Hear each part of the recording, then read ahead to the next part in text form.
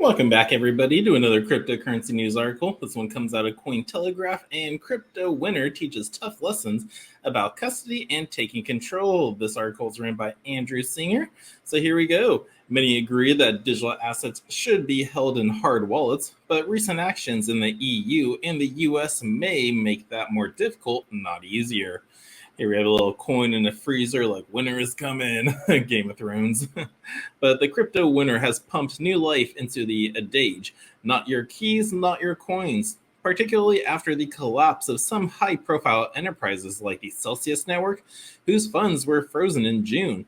Just last week, Ledger CEO Pascal Gauthier hammered home the point further, warning don't trust your keys or don't trust your coins and your private keys to anyone because you don't know what they're going to do with it. The basic idea behind the adage, familiar to many crypto veterans, is that if you don't personally hold your private keys, i.e., passwords, in an offline cold wallet, then you don't really control your digital assets. But Gauthier was also framing the issue in a larger context as the world moves from Web 2 to Web 3. A lot of people are still in Web 2 because they want to stay in the matrix where they're being controlled because it's easier. It's, just click yes, yes, yes, and then someone else is going to deal with your problems. But giving away your control won't set you free. Taking responsibility is how you become free. Admittedly, Gauthier has a self-interest here. Ledger is one of the world's largest cold wallet providers. Then, two, he may have been stating the obvious. In May, Coinbase acknowledged in an SEC 10Q filing that if it ever went bankrupt, customers that entrusted their digital assets to the exchange could be treated as our general unsecured creators, i.e., could find themselves standing at the bank of the creditors lying in bankruptcy proceedings. So, yeah, if you keep your coins on Coinbase and they were supposedly went bankrupt, they could use your funds to free them out. But yeah, same things with our banking system today. The moment you give your money to the banks and put it in your savings account, it's not your money anymore. It's the bank's money. So just hope you guys realize that. But it doesn't matter that the exchange's contract with you says you own the currency.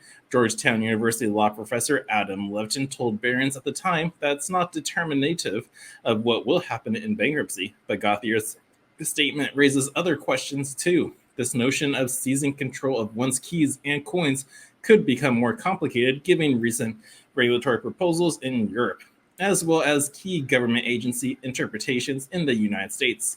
Moreover, as the world transitions from Web 2 to Web 3, is it really so certain that centralized solutions like Coinbase and others might still not have an important role to play with regard to custody and, yes, even privacy? Now, learning the hard way, generally speaking, it appears that consumers still do not understand the potential risks when they turn their crypto private keys over to centralized platforms and exchanges. It's been made abundantly clear that even the most seemingly trustworthy custodians can still make grave mistakes with user funds. Nick Saponaro, CEO at the Divi project, told Cointelegraph, the promise of self-sovereign ownership of your money is immediately obliterated when users hand over their private keys to any third party, regardless of that third party's genuine intent. All crypto users should learn and be responsible for the security of their own coins by storing them securely on hardware wallets. Bobby Ong, co-founder and chief operating officer at CoinGecko, told Cointelegraph, however, this is not a popular move because of most crypto users. It is probably more convenient to store them on centralized exchanges. Still, a centralized exchange can be useful at times, and maybe we should expect to live in a hybrid cryptoverse for a while, with both cold and hot wallets, centralized and decentralized exchanges. There is a case for using centralized exchanges for sending funds to others to not dox your crypto addresses, said Ong. This is because when you send a transaction to someone else, they will know your address and can see your balance, historical transactions, and all future transactions.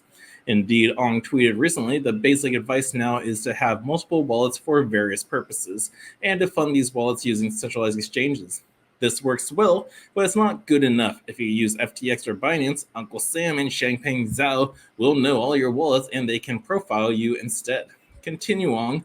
To get full privacy for your new wallets, a service like Tornado Cash is needed. Granted, it's probably more expensive, slow, and tedious, but having such an option would ensure privacy and make crypto behave more like cash, he added.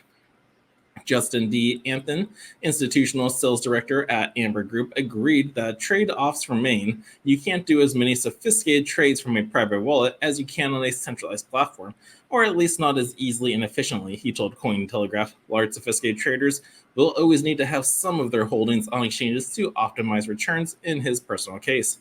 I hold a chunk of my core holdings in private wallets, but I definitely hold some assets on centralized platforms for yield generation and some rebalancing. Corporation entities especially may not want to handle the operational side of trade, including investment and custody, and they may also want to interact with a recognized and established centralized entity that can perform due diligence. Also, corporations may want to have an identifiable and liquid entity to sue in the event of an error, added Anthem.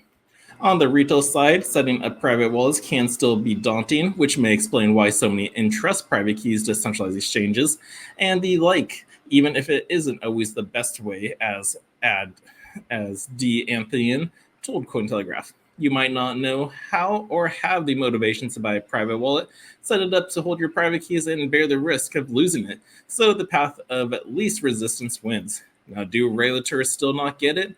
Elsewhere, self-hosted wallet providers may soon face tough regulations in Europe if when the EU's transfer of funds regulation, TFR, proposal takes hold, it could overturn this whole notion about taking control of one's private keys and coins. Effectively, it would amount to a de facto ban on self-hosted wallets by enforcing to connect personal identities with self-hosted wallets, wrote Philip Sander and Agata Ferrari. Mikolaj Barson-Twiggs, associate professor at the United Kingdom University, also told Cointelegraph the TFR proposal doesn't ban self-custody wallets, but it does incentivize service providers to treat them as a high risk for money laundering. It may become practically very difficult to transact using self-hosted wallets. Now, defenders of the TFR might respond that it's not regulators' fault that businesses are not better at risk-based analysis and at distinguishing situations of generally high risk of criminality. But I don't think that's the answer that works. Continue Barson-Twiggs. It shows a lack of understanding or care for the fact that regulations need to be designed to be workable in the real world. The EU is basically saying to its businesses, you'll figure it out.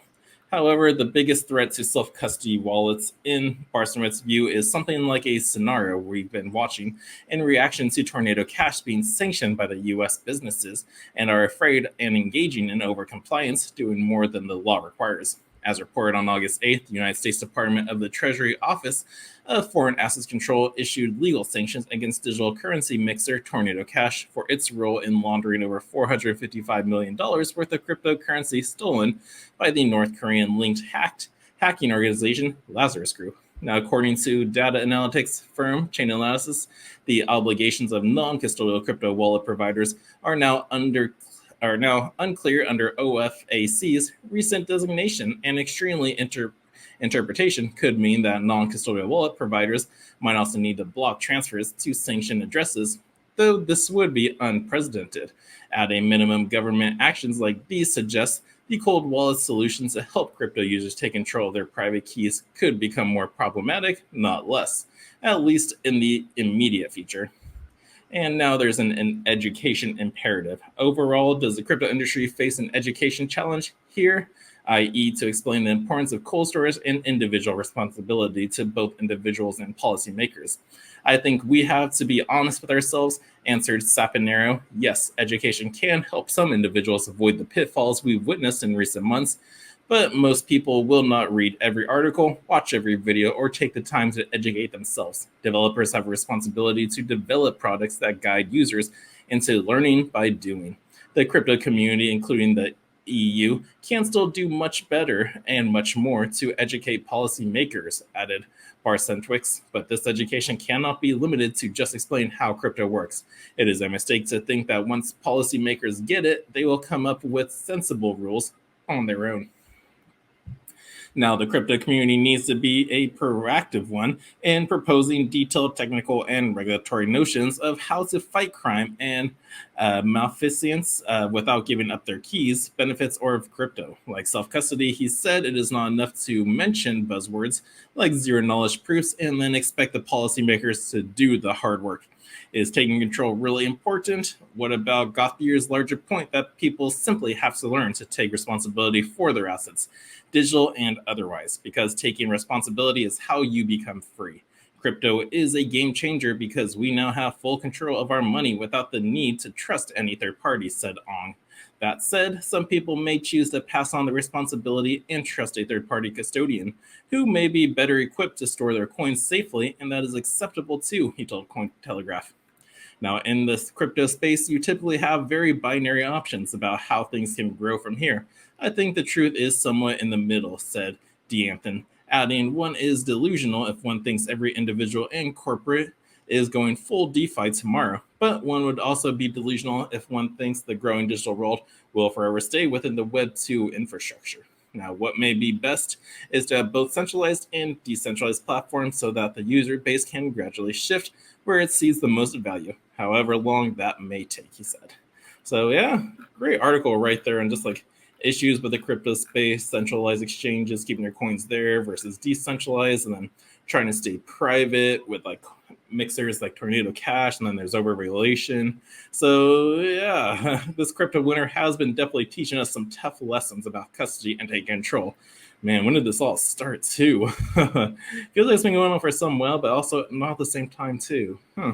But yeah, I like this article. Great job, Andrew Singer. And I'm glad you incorporated Nick Saponara in there because I do love the Divi project, and he is a very smart and wise man.